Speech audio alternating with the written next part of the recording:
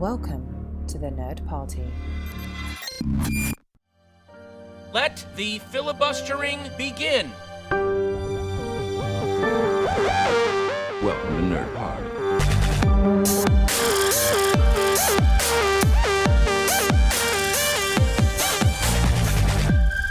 Hello and welcome to Filibuster, a Nerd Party original release. I'm one of your hosts for today, Lee Hutchison, and today we're going to discuss Marriage Story and our favourite Noah Baumbach and Greta Gerwig moments.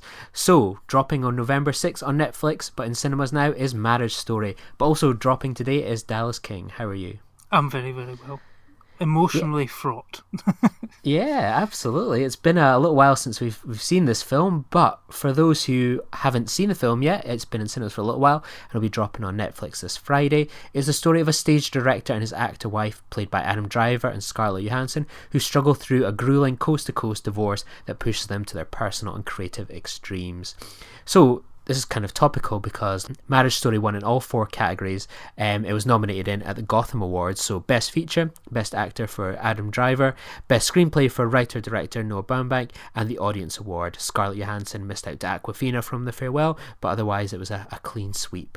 So Dallas, it's been a little while since we've seen Marriage Story at the London Film Festival. What was your expectations going in, and what was your thoughts coming out? Well, my expectations going in were sort of high. You know, all the talent involved was extremely good. You know, Adam Driver, I've probably said on Filibuster, I think, in the past, I think he's sort of the best actor of his generation working at the moment. Scarlett Johansson, when she's moving away from, you know, causing a stir in press interviews about, you know, things that she shouldn't be saying or people she shouldn't be saying things about, and away from Avengers, she's really good in sort of the smaller independent stuff, so it was nice to see her go back to that. Noah Baumbach, I've been a fan, a sort of growing fan of his, sort of going off, you know, it was a bit cool to begin with, but sort of I'm really sort of warming to him as a filmmaker these days, as I'm sure we'll get into later on. So expectations were high going in. Didn't know a huge amount about it. I think we'd maybe got one trailer over here. I think by that time we'd seen it at the London Film Festival, but I have to admit I did actually go and pay to see it again just a couple of days ago because I wanted to see it on the big screen again before it came out on Netflix, and it still lived up to the hype of, well, my own personal hype after my original screening. And I think it's actually, I'm not going to say what I think of it because it might give the game away a bit later on. So yeah, what were your first thoughts sort of going in and coming out of it? Yeah, this was one I was really excited for, and I think it was mostly because sort of with the Meyerowitz stories, I had missed that in the cinema. It sort of had a very limited run at the London Film Festival, and I think you could maybe catch it in a Curzon cinema for like a screening or two. So I had to make do with it on Netflix for that. So I was kind of really excited going in because Noah Baumbach is one of my favourite writers and directors. So a movie from him is always an event. I was really happy to get to see it so early at the London Film Festival, and then kind of after that to be able to kind of enjoy it in that way as opposed to sort of watching it months later on Netflix. You know, it was great to be there at the beginning of sort of this wave it was kind of riding. So yeah, my expectations were incredibly high. I remember being really impressed with the poster art. We sort of have this shadow, this kind of silhouette of Scarlett Johansson with the West Coast and then Adam Driver on the East Coast, and it just felt like it was going to be a movie that I would love. I mean, if I say I'm a fan of Noah Baumbach, that means I am quite have a soft spot for white people and their problems, and Noah Baumbach seems to do that quite well. So, but have we had enough of that? Did you see that article this week about some guy moaning about the fact that basically he's had enough of movies where rich white folk in New York complain about their lives? It's like, I mean, isn't that all art? Really? If we boil it down to, isn't it all about rich white folk from New York complaining about their problems? Yeah, I'd read it, and I don't have a real complaint with people saying things aren't kind of diverse enough. I mean, Baumbach's films aren't really the most diverse in the world, but my issue really was with the fact that they were dismissing this film, you know, while kind of making that point. I think you can have Marriage Story, but you can also have a very valid point about things like that. I just felt that the author, from what little I saw, was kind of blunted the point by sort of making Marriage Story the ills of all these kind of problems. So I somewhat disagreed with it there. But yeah, ultimately I was so happy to go into that film, and I came out thinking it was absolutely fantastic. I think it's, and I hope this doesn't come across in the most negative way, but I think it's Baumbach's most traditional work, maybe most grown up to an extent. Whether I like that aspect, not as strongly, but that's just kind of from me as a fan. But still, I think it's definitely one of his best works, and certainly up there for me. So Dallas, I know that I saw this film with you, and it sort of touched you quite emotionally. I'd love to get your perspective on it, sort of as someone. I'm currently not married. You're married. How much of a representation of this, and I should say this as a happily married man, what's your kind of view of this as sort of, how close to life is this about sort of the pros and maybe sometimes the negatives of married life? Does Baumbach kind of capture that at all, or is it sort of a bit more focused on the negative side, which you have yet to encounter? How close is it to my own personal life? Yeah. I think you're sort of going back to your point just there. I think it is his most probably traditional and definitely his most grown-up work. I mean, Squid and the Whale is very grown up, but again, that's sort of more told from the point of the sort of the younger children in the family, so therefore it's still quite young in that respect. But this, I think, is his most, and I think it's probably his most accessible work. I think with the cast and crew that he's got, I think it's the one that he says has the most chance of breaking out. But unfortunately, of course, it's on Netflix, which means, of course, loads of people can see it on Netflix, but then, if we're talking about breaking out in the cinema, of course, not many people will have that chance. Although I was lucky enough to see it at the cinema, because certainly in the UK, through Altitude and whatever, there is now, certainly compared to last year, I think I looked at a tweet of mine that was saying, come on, guys, it was something, I think it was like Outlaw King or something, we can't even see, in Roma, we can't see, it's Scotland, there is places above Edinburgh and Glasgow, but this year, I'm happy to say that I've had the chance to see The Irishman on the big screen, Marriage Story on the big screen. I missed the chance, but I could have seen The King if I'd been able to get to a screening. It was on the big screen, and hopefully Uncut Gems to follow as well. So, things are turning around in Netflix in terms of being able to see them on the big screen.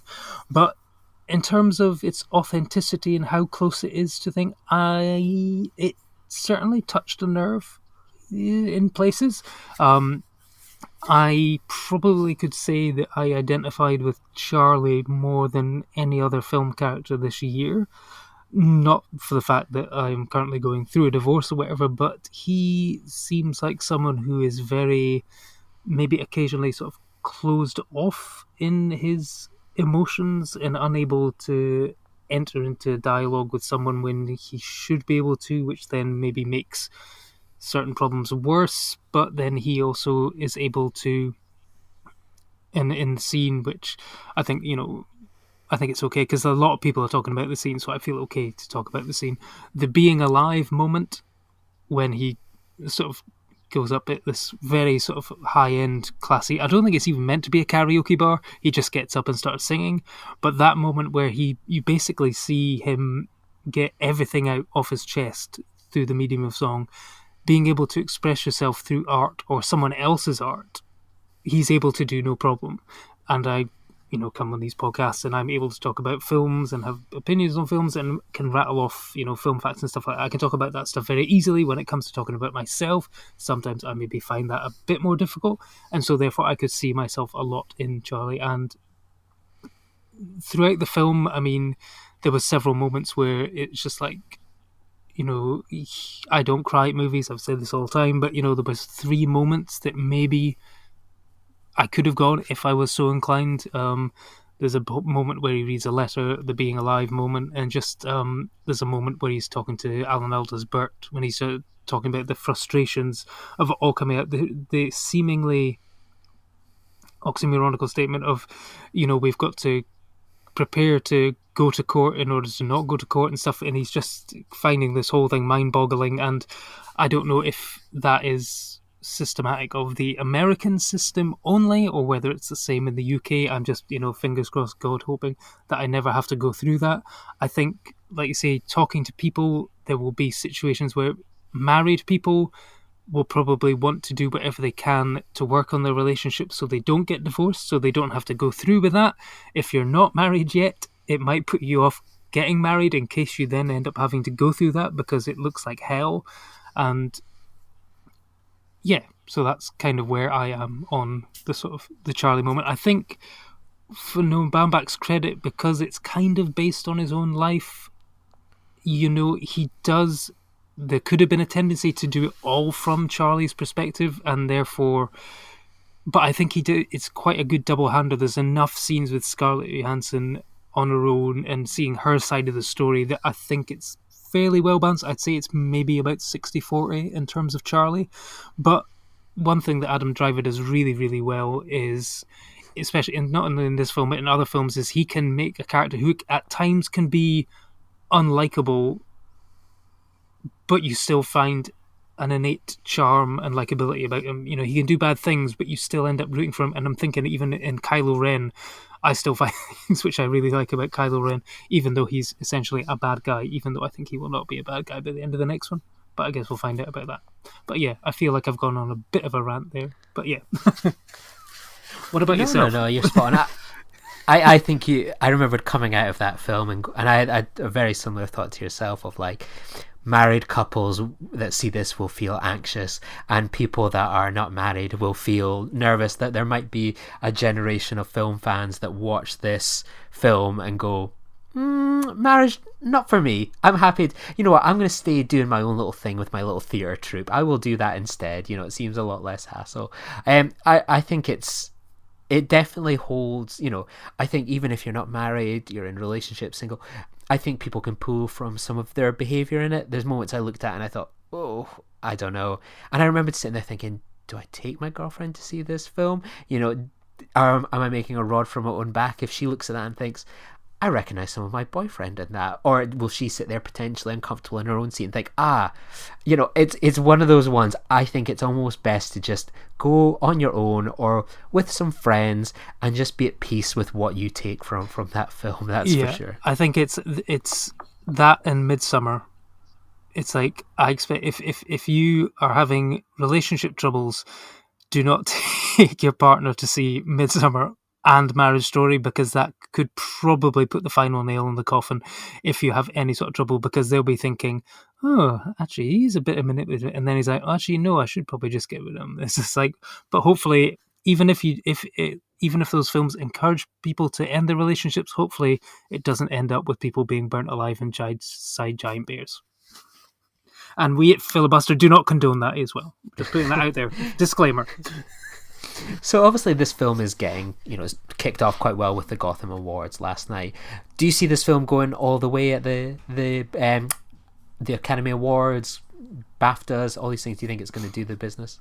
I think it will. I think there was the Atlanta Film Critic Awards last night, and I think Laura Dern picked up Best Supporting Actress and Adam Driver picked up Best Actor. Now, before Marriage Story came out, I think everyone and their cousin was saying that Joaquin Phoenix was pretty much a lock for Best Actor. I personally think Adam Driver will take it.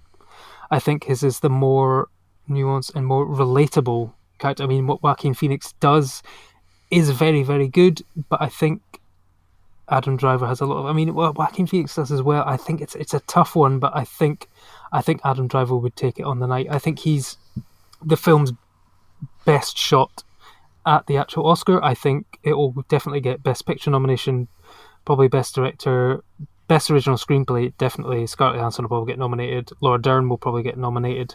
Randy Newman's score, which I know has been a bit divisive on some people. I think that's one of the maybe the negative things that some people have picked up on. Some people didn't like it. On second watch, I thought it really worked, but I think Netflix has maybe, I don't know, a good problem for them, I guess, in that, they've got The Irishman as well. They could end up, cutting their nose off to spite their face in terms of where do they put their time and energy into this. I mean, they can get all the nominations, but once the nominations are in, which one are they going to push towards the finish line? Because I mean, well, apparently they've got a bottomless pit of money, giving, $200 million to Michael Bay to make a new action film with Ryan Reynolds and stuff like that.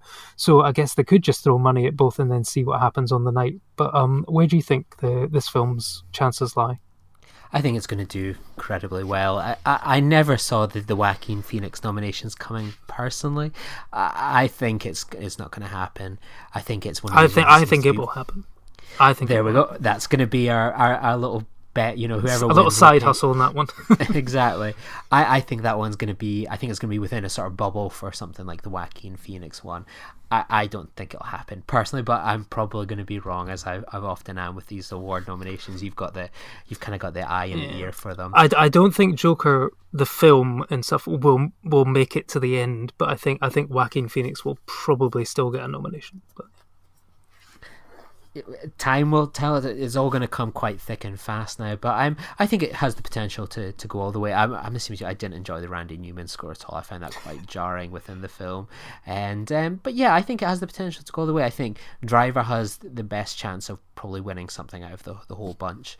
That would be my lock for something to bet on. But yeah, it's going to be interesting. I think there's a lot of potential in sort of indie cinema this year for some really exciting films to kind of be nominated this year. I think this could be a real standout. Yeah, no, but they keep talking about how the Academy's becoming younger, they're getting younger, more diverse people into the Academy, over the last few years. So after the sort of Oscars So White scandal. So I guess we're going to have to see if that reflects in a sort of wider sort of cross-section of nominees. If we do see the likes of maybe Waves or The Farewell turn up so if it's a long list of Best Picture nominees, I could see The Farewell maybe making it into there. Like you see, Aquafina won an award last night. So, these are like the independent and sort of small film critic sections. But, I guess the first one is, I think they'll get announced as sort of like the Golden Globes, which I guess you always take with a pinch of salt anyway. But I guess, yeah, sort of mid-December, I guess we're going to see how the ballpark is looking at that point. So we're going to kind of dive a bit into the past now, really, or sort of the most recent past, and we're going to kind of look at the best moments of sort of Noah Baumbach and Greta Gerwig. Yeah, they're a married couple, so we're going to lump them all in together here. So Dallas, when you were the one that kind of came up with this top three suggestion, where did the idea come from? Well, we've done a few sort of top threes and stuff before, and I knew that you're a big Noah Baumbach fan, so I thought it'd be a good one to maybe try and look into, because I've seen a few of his, but I haven't seen his entire back catalogue, but I've a feeling that you probably have, and so therefore I think it's certainly one where I don't think we would have the exact same choices. So I think it'll be a good sort of jumping off point for us to sort of find out what we like, what we don't like, and maybe sort of get some recommendations for future watchers and stuff like that as well. So. Well, let's put that to the test then. So Dallas, what's your number 3 pick? My number 3 pick is a writing credit for Noah Baumbach, and it is Madagascar 3. Nearly.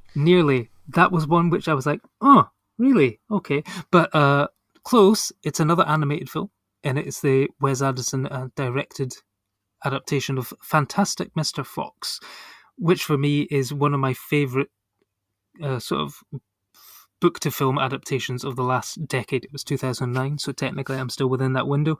And I was at a screening, basically, probably with lots of families and stuff like this, but I was roaring with laughter the whole way through. Fantastic Mr. Fox is one of my favourite Roald Dahl books, but what they managed to do was make it, still accessible to the children, but they also made it for adults as well. It had that unique sort of Wes Anderson style with, you got the usual cast and whatever, but what Baumbach was able to do with the script was also flesh it out. It's a very sort of linear story in the book where Fantastic Mr. Fox steals chickens and stuff from these 3 farmers, and then they basically try to flush him out of his house and they have to fight back. Whereas this one, it's sort of like we start off with a young Fantastic Mr. Fox who's merely just Mr. Fox at this moment, not too fantastic, but he will become fantastic, with his wife, and they get captured, and then, it's like, if we get out here, you need to give it up, and so we cut to a few years later, he's got a kid, but he's,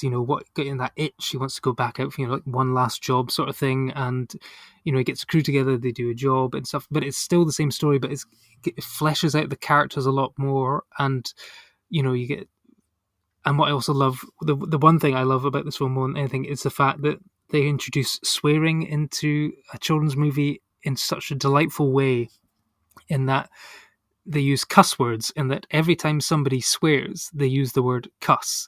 So that is, this is just a total and utter cluster cuss, I think was my favourite one in that. And they've even got cuss spray on with graffiti on the walls and stuff like that. So, it's the fact that they got away with basically one of the most foul languaged children's movies ever, but it was still just a PG because it was, what was it? It was, what do they say about these sort of things?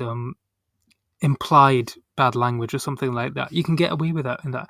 And I just thought the way he was able to take a Roald Dahl story and still keep it as a Roald Dahl story, but infuse the sort of Wes Anderson around it, I thought was just genius. And it was one of my favourite films of that year, actually. Yeah, fantastic choice. I remembered sort of going into to see that in the cinema, and I remembered when it was announced that Wes Anderson was doing a stop motion Roald Dahl adaptation, and I remember just being absolutely freaked out with excitement. And that when Noah Baumbach returned with him for their second film in a row, sort of after The Life Aquatic, I was just really happy. I think it was a real treat of a film, and as I say, it's the attention to detail that I've watched this film quite a few times since it's been released in the cinema, on planes, on DVD, Blu-ray, Wes Anderson all-nighters, and it's always one of those ones you get excited for because there's so much to pick from, and I think it's just an incredible adaptation of one of the best kid books of all time. Yeah, no, I mean, it's just about 90 minutes long, but it's, it whizzes by, and it's one that I think, like you say, it's got innate rewatchability. It's like if I was just flicking through the channels and it was on, I would just watch it through to the end, no matter what point it started from. And yeah, I mean, it's the cast as well, like George Clooney is just perfectly cast as fantastic as a fox, and then you've got all the other sort of regulars such as Schwartzman and Bill Murray. Willem Dafoe as Rat, I think, is great, but even like Michael Gambon is one of Bogus Bunce or Bean, and then Jarvis Cocker's random cameo as Petey.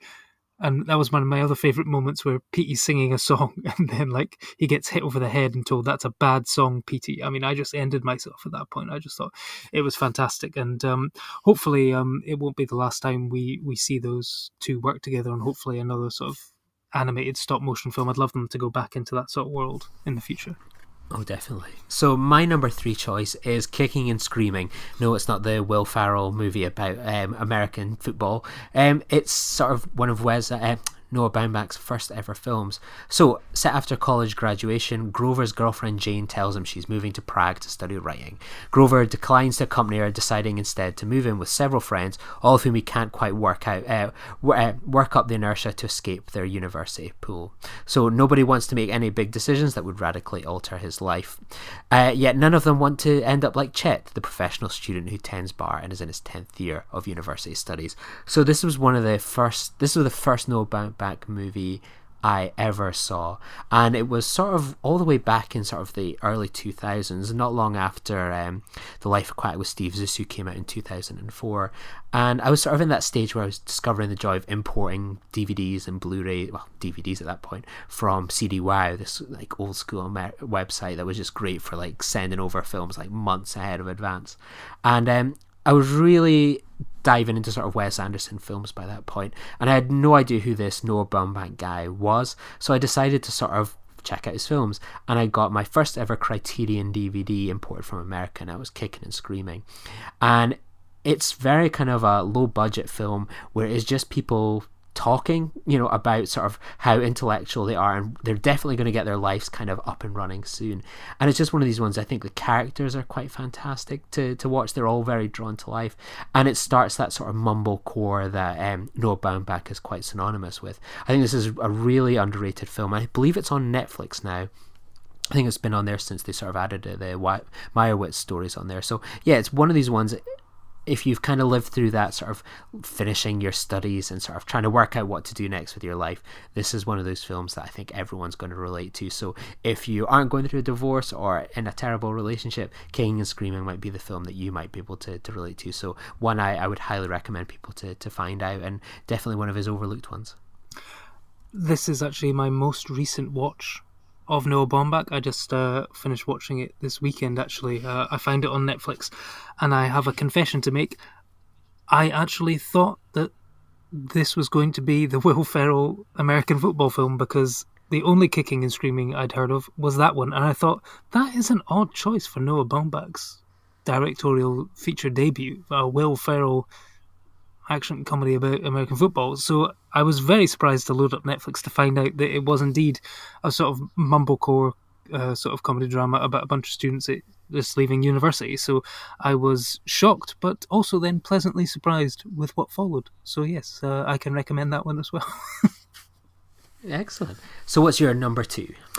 My number 2 is going to be While We're Young by A24, and which featured on a previous episode of the A24 project. And I picked that one not just for that blatant shameless plug, but because I think this was the moment when I realised what Noah Baumbach was about, and this was my way into his style of filmmaking. Because before then, I think that we had sort of like the Francis Ha's and stuff like that, and I think I was too old at that point. I think I was slightly too old for Francis Ha, which seems odd given my love of New York, but Francis Ha didn't click with me on first watch. And I think I've said before that, working at the Belmont, there seemed to be an active sort of audience that did not care for Greta Gerwig films, sort of this and sort of Mistress America and stuff like that. So therefore, I wasn't completely sold on it the first time round. And then I was watching While We're Young, and I was really enjoying it, but then it was that point when I realised I was identifying more with Ben Stiller's Josh character than the young Adam Driver character, who was the sort of New York hipster sort of person that I thought I was going to identify with, that I realised, I'm officially old. And therefore I was able to enjoy it. It's like looking at I could see about the appeal of suddenly owning an old typewriter to type things up that on, rather than using a computer. Getting rid of your CD collection to get everything on vinyl again and stuff like that. I could see I wanted to do that, but then I was like, I'm old. And, this was what I was talking about with Adam Driver. He plays a guy who is likable and endearing and engaging, but there's something not quite right and slightly suspect about him in the way he operates and stuff like that, but he still draws you in as a character, and I think that's great. And I think Ben Stiller, Greenberg is still one which I think I've still got, looking at my DVD collection, I think I've got a copy still in the sort of wrap, so I need to take that out and watch it at some point to sort of get into the older style, the films with the older person. It's sort of the lead, but for me, also it's got the New York thing, so I love New York, and I've got that. But I think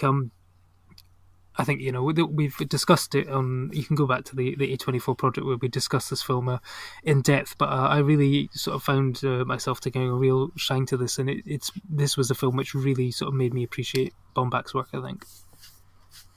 Well, if we're going to be sort of echoing each other here, my choice is Greta Gerwig's Lady Bird, another A24 film. So for those not familiar with it, it's about a Californian high school student, Christine Lady Bird McPherson, who plans to escape from her family in small town by going to college in New York, much to the disapproval of her mother. So this was a film that, it's one of those ones that this was getting to the really hard stage of kind of picking apart the things, because I love Noah Baumbach movies so much, and I think Greta Gerwig is such an incredible actress and talent. But Lady Bird has been one of these movies that's kind of stuck with me, and it's been one of the ones that it's probably the second most out of their kind of combined work that I've watched the most, and I just absolutely love it. I know we recently discussed this on another episode of the A24 project. I mean, Noah Baumbach actually offered to direct this film written by kind of Greta Gerwig, but she was like, no, I'm going to go off and do this one on my own. And I think Noah Baumbach would have delivered a fantastic film, but I think Greta Gerwig has delivered such a personal and kind of incredibly relatable film that I think as well-intentioned as Noah Baumbach is, I don't know how well he would articulate the feelings of teenage hormonal girls. So this is such a special film, and I think, you know, Greta Gerwig is just a fantastic actress. Lady Bird, and then sort of followed up by Little Women, shows that she's a fantastic writer in her own right and a director as well. So yeah, this is just a hell of a film, and very little new that I can add to what makes it so special. I mean, we just did a 3.5 hour long podcast which kind of covered most of Lady Bird, so I feel like my voice is still hoarse from that. Yeah, no, it was a fantastic one to talk about, because yeah, it's one which just has such great appeal. I think like you say, up until Hereditary, it was like the highest grossing A24 film. It was one that really sort of broke out and showed Greta Gerwig for the incredible talent that she is, you know, just beyond. I think that's something that some people often forget, is, you know, as engaging as a screen presence as she is, and sort of like Sir Francis and stuff like that. She's an incredible writer as well, and now she's proven that she's the real triple threat by adding directing as well to the bow. And that will be a very interesting Oscar night, I think, when potentially Greta and Noah are both nominated for Best Director. It's like, oh, I really want you to win, and they're like, no, I want you to win, and it's like both secretly thinking, I want to win. So yeah, that's going to be a fun conversation to have on the night after Oscars, I think. So in terms of who you want to win, who came top in your top 3 Noah Baumbach or Greta Gerwig films? Well, given what I said earlier, I mean, you know, I'm going to sound slightly like a broken record, but for me, it has to be Marriage Story. It is, having seen it twice now, it is my film of the year, and it's just full of so many incredible moments. And, you know, what I really like about it as well is, and I know it's maybe not passé to say these days, unless you're Jeff Goldblum or Scarlett Johansson, but it really sort of reminds me of the work of Woody Allen as well. You know, Annie Hall is about a couple that sort of breaks up eventually because, you know, Annie wants to move to LA and Woody hates LA and he doesn't like to do it. And he's sort of, after one of their trips to LA, they're sort of flying back, and he says, you know, relationship is like a shark, you know, it has to keep moving forward or it's going to die. And I think what we've got our hands on here is a dead shark. And that kind of sort of sums up the relationship at the start of the film of Marriage Story. And then they basically then dive into a pool full of live sharks in terms of the divorce lawyers, played so wonderfully by sort of Ray Liotta and Laura Dern. You know, Alan Alda is the one sort of beacon of hope within this whole thing. But then even his sort of, you know, he's part of the problem as well. You know, he's like, you know, in a meeting with Adam Driver, and he's sort of trying to tell him a joke, and he's taking forever, and like Adam Driver's like, in sort of frustration, he's like, Bert, am I paying for this joke? And it's just like, yeah, it's like there's no good way of sort of circumnavigating these waters and stuff like that. But I mean, it's like when we watched it at the London Film Festival, it was like, you know, there was people in tears at the end of it. There was, you know, it felt like a boxing match, that incredible sort of fight sort of 2 ways through where they're starting to really sort of get angry with each other and they're tearing strips off each other, and Adam Driver says some of the most horrific things you're ever going to hear, and people were like audibly gasping at what they couldn't believe what he just said. It was just like horrific.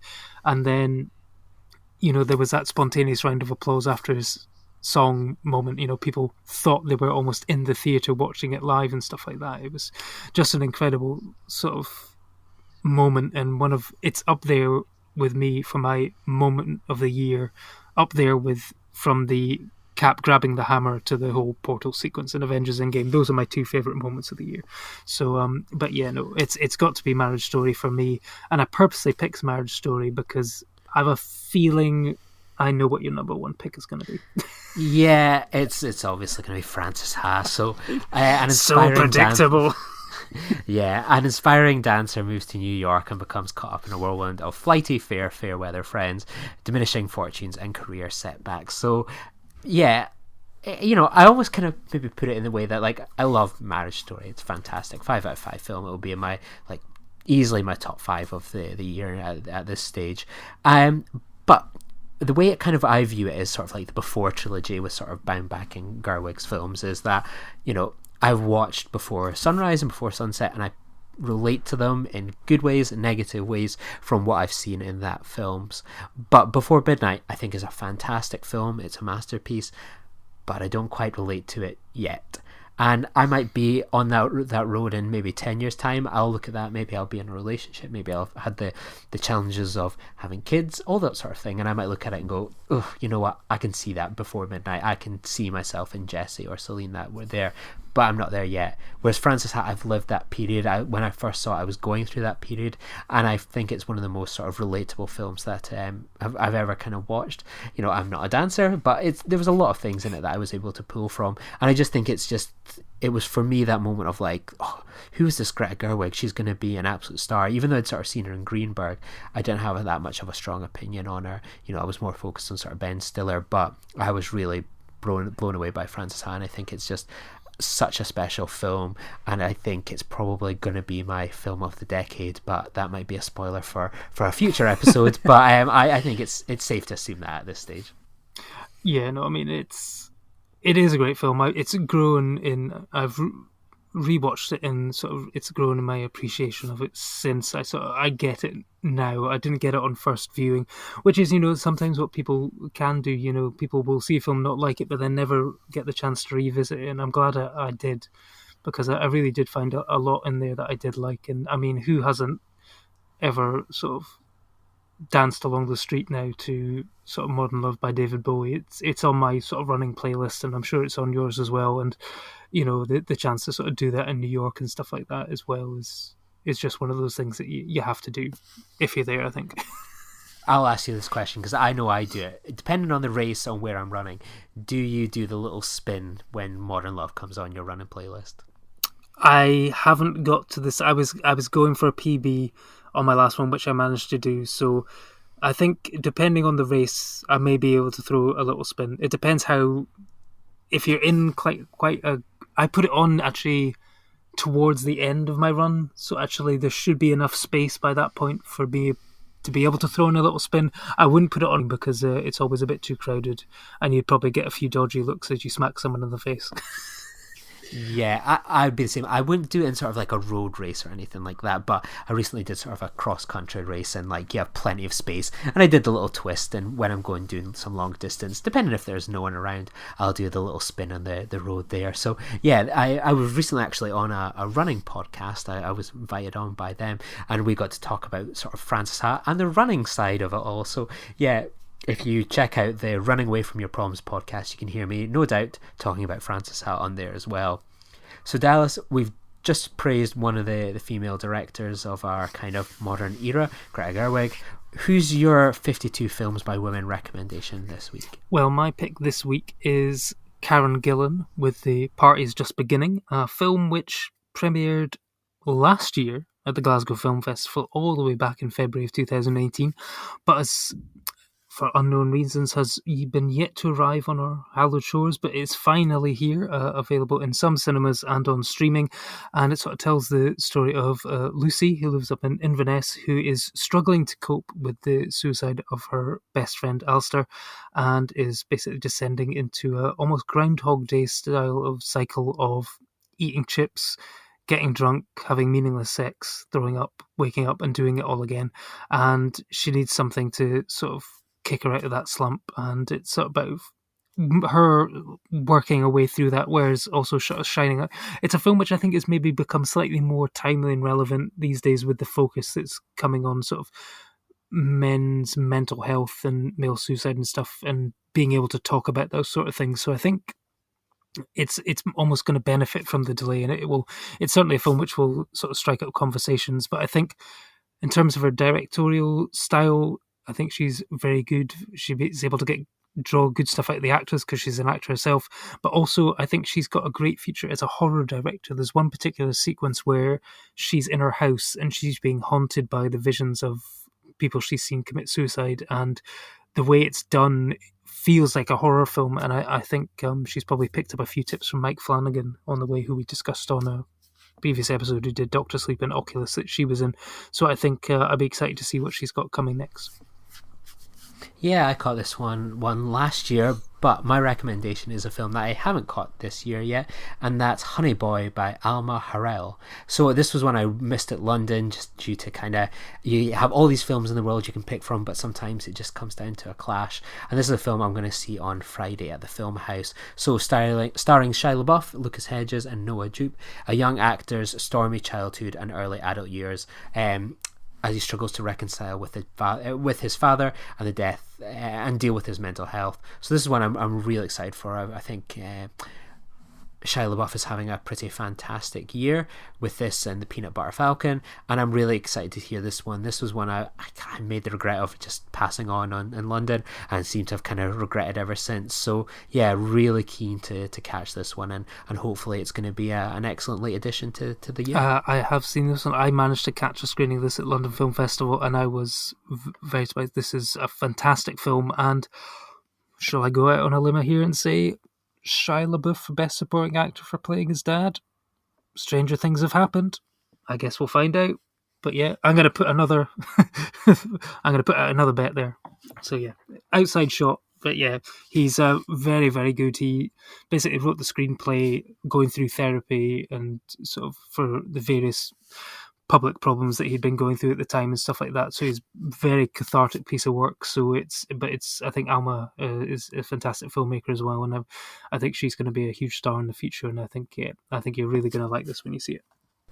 Excellent. Well, I'm sold. So we'll be back again next week to discuss another exciting topic from the world of film. So Dallas, if people wanted to touch base with you, read your Karen Gillan review, where people might find you. They can get me on Twitter at champcelluloid, and I do written reviews for a website called Flickfeast, and that's at flickfeast.co.uk. And where can they find you? Yeah, you can find me on Twitter at LeeHutchison_. So we'll join you all again next week. Bye. Join the revolution. Join the Nerd Party.